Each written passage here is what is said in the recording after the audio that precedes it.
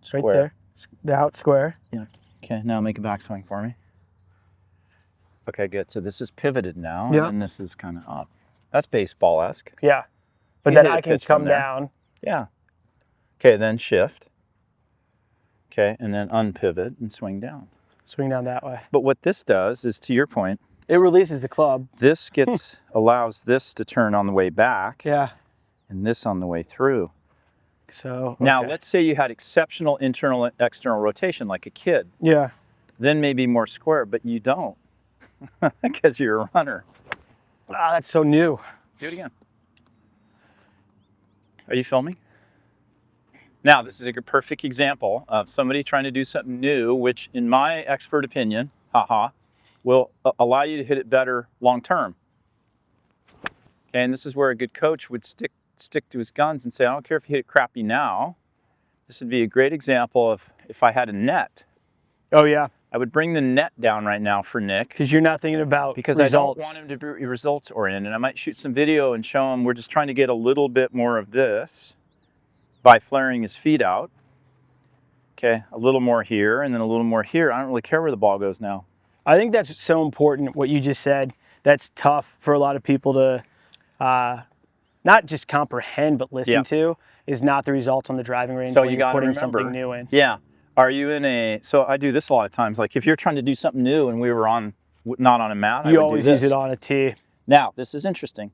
People say, well, I don't put it on a ball, I don't put it on a tee when I play. You're not playing right now. Exactly. You're in a learning environment, okay, not a performance environment. Yeah. So when you're trying to do something new or different, okay, you gear it for some success. This is a learning environment. It's not a performance environment. Okay, now if you were warming up to get ready to go play, or get ready to go play speed golf, okay, then you make it more realistic. Okay, but when you're in a learning mode, okay, so you always have to ask people, are you learning? So for example, even slow motion. People say, well, I don't swing like that when I play. You're not playing right. Does this look like a golf course? Exactly. It's a freaking driving range. It's a practice facility. Yep. So it's the job of the coach to say, hey, this is a learning environment. Okay, I'm going to bring a net down. I really don't care where the ball goes right now. We're working on something new. Or is this a playing performance environment? So that's it brings me a good question for you. If I'm out here without you, I'm like, you know what, I'm going to go to the driving range to hit balls. Yeah. Say I have to hit off a mat. Yeah. How do I still maintain, well, how am I kind of asking? What the right question I'm trying to ask, I guess, is like, I've got 20 golf balls. How do I get over that barrier of those 20 golf balls don't matter, the outcome. Yeah. What matters is you're getting down the new technique, the new routine. Yeah. Now, do you suggest hitting golf balls, or do you say just go in front of a mirror to do that so you're not just hitting balls and you're pissed off because you hit none of them right down the middle, right? Fantastic question. I think, let's just say you came out and that's all the golf balls you had. Yeah. I would have you rehearse, practice maybe 3 times, perhaps slowly, maybe holding positions, maybe eyes closed. Then I'd have you hit one. Because at some point I got to throw you into the wolves and say, all right, let's do the new thing, which still feels awkward. Yeah. Okay, with a golf ball. I think where most people go wrong is they immediately try to do new thing. Yeah. Full speed, full swing with the golf ball, and they fail. Yep. And then, for example, I videotape you and you're like, wait a minute, I didn't change at all. Correct. Now, right now, if you did a slow motion backswing or any speed, and your goal was to allow this to go more this way, and I took a picture of it and showed it to you, you'd be like, wow, that's better, that's different.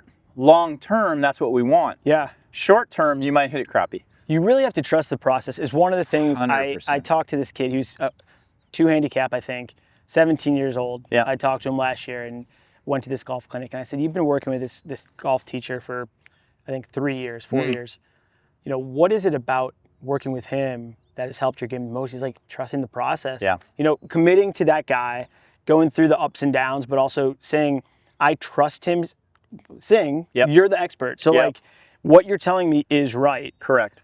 But when I'm out on the golf course and I hit a couple bad shots, like, you know what, I'm just gonna go back to what's comfortable. 100%, we all do that. You know? One of my mentors, Dr. Mark Guadagnoli from UNLV, and I've used this in almost every lesson, you commit to the process and you'll like the results. Okay, but you have to commit to it.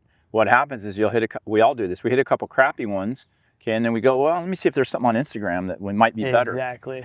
So to your point, you have to be with somebody credible that you trust, okay, and understand that you might get a little worse before you get better, but you got to commit to it. Yeah. Well, like in anything, it's a relationship, it's whatever. If you don't commit to it and get consistent, competent feedback, you're in trouble. Because then you're floating around and I'm going to do this today and that tomorrow. And you know that. Tour guys do that. Exactly. So it is a commitment. And then, yeah, I like the idea of, I think fewer golf balls in some ways is good. Yeah. And going half speed. I mean, that's how your brain has to feel it. Like we were doing it out here.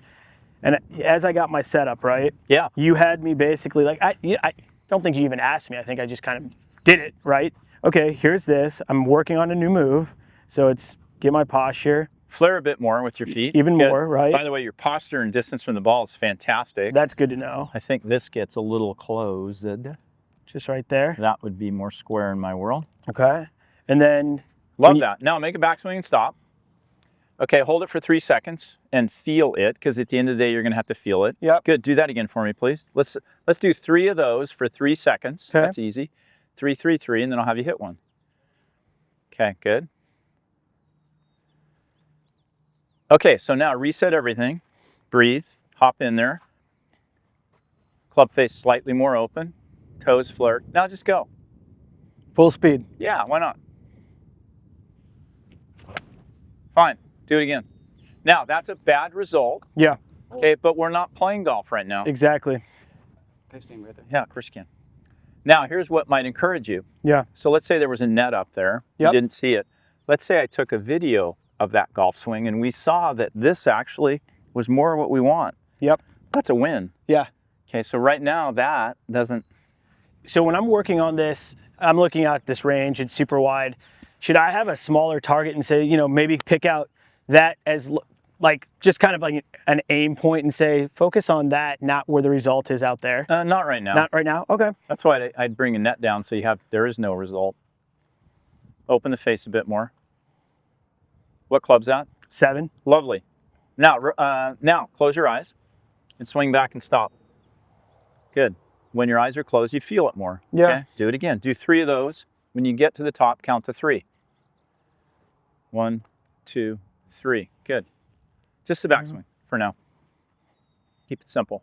Grip looks good. Posture phenomenal. Okay. 1, 2, 3. Okay. Reset everything. Okay. And then just go. So there's a lot of different ways you can go about it. This is just one.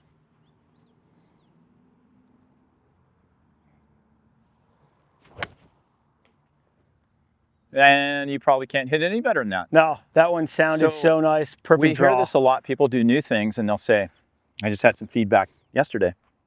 Wow, I hit some better than I ever had or I ever have, and then I hit some awful ones. Yeah. That means you're trying to do something new, right? And eventually, you know, the bad ones get better.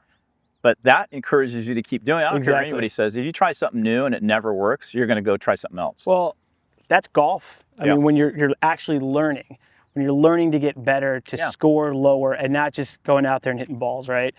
So, I mean, that's hard for a lot of guys like me who limited time. Yeah.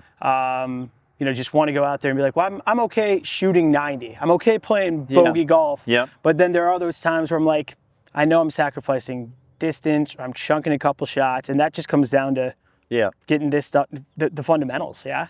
Yeah, for sure. I think people need to be realistic about their goals. Yeah. Like if you say, hey, I have, you know, work, family, this and that. I play golf once a week.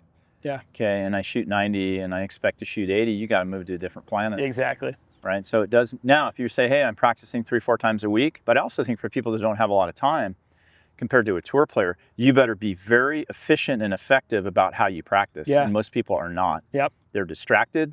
They're just randomly doing things. They're looking at their phone. They're looking at Instagram as they're there because they see something like, oh, I sliced it. Let me pull up a tip that some guy in the middle of nowhere with 100,000 followers said, this is what you should do. And it's like, now you're trying to incorporate something where there's no feedback. Plus because you don't have someone watching. You've decommitted when you do that. Yeah. So I mean, I fire people occasionally. I don't say it like that. I just say, you know, if let's say we're doing regular sessions and you come back, I say, how's the foot flare and the hip turn? And you say, well, I stopped doing that because it wasn't working. I politely say to you, Nick, I can't help you. Yeah.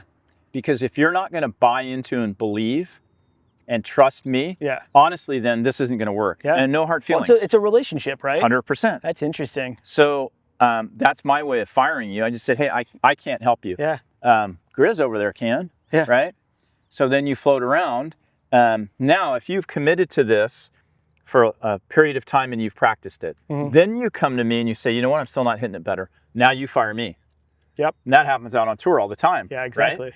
Okay. But if you try it for a week and then you never practice it and you say, well, it's not better, well, just gathers dust and you're just like, well. So, you know, there is a commitment process and doing it process. But then also if you say to me, hey, I got 40 minutes a day, three times a week to practice. Yeah. So I would pull a John Wooden on you and I would choreograph you a 40-minute practice to the minute. Yep. Okay. First 5 minutes, this. I love that. 5 to 10 minutes, this. Okay, now guess what's going to interfere with that? Your phone. Yep. Okay, or other people, right? So why do you think Mr. Hogan went to the end of the range down there? And if anybody got within 50 yards of him, he turned around and he just glared at him because he was down there to work. Yeah. You want to socialize? Go to the bar. Exactly. No problem. I love the bar. Yeah. Okay, but if you're out here to work on your golf swing, then turn your phone off for 40 minutes or whatever. Just commit to it. And don't be, it's not social out on the driving range if you're out here to work.